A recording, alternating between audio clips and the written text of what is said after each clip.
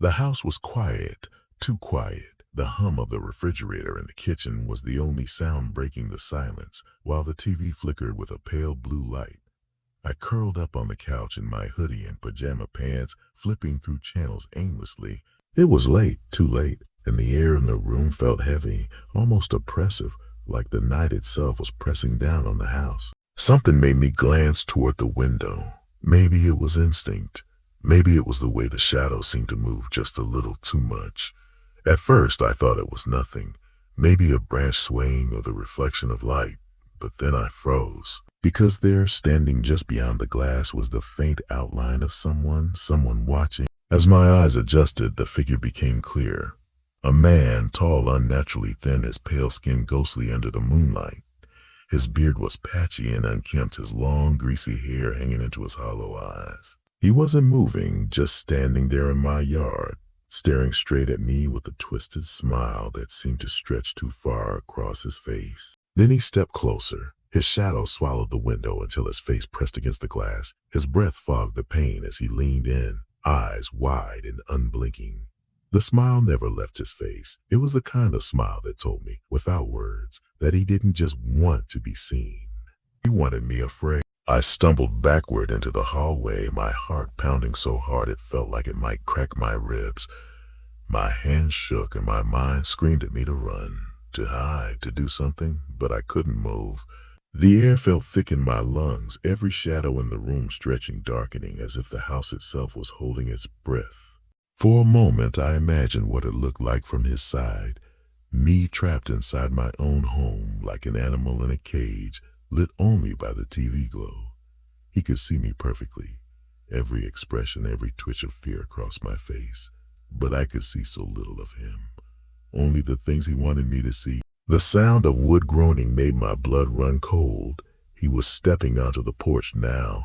I could almost feel the vibration through the floorboard boards. His coat shifted in the faint breeze, and as he reached the door, something metallic glinted in his hand. I couldn't tell what it was, but it was enough to make my stomach drop. The sound of wood groaning made my blood run cold. He was stepping onto the porch now. I could almost feel the vibration through the floorboards. His coat shifted in the faint breeze, and as he reached the door, something metallic glinted in his hand. I couldn't tell what it was, but it was enough to make my stomach drop. I gripped my phone so tightly it hurt, holding it against my chest. Should I call? Should I scream? My mind raced, but my body wouldn't move. I stared at him, and he stared back, his eyes locked onto mine through the glass. That moment felt endless. A silent standoff between prey and predator. And then, without a word, he stepped back, slowly, calmly, like he had all the time in the world. His smile never left his face as he melted into the darkness of the yard. One step, two steps, and then nothing, just shadows. But I knew he was still out there, watching. I bolted for the front door, fumbling with the lock as my hands trembled uncontrollably. The metal clicked into place, loud in the silence. I pressed my forehead against the door, breathing hard, whispering to myself that it was fine, that I was safe.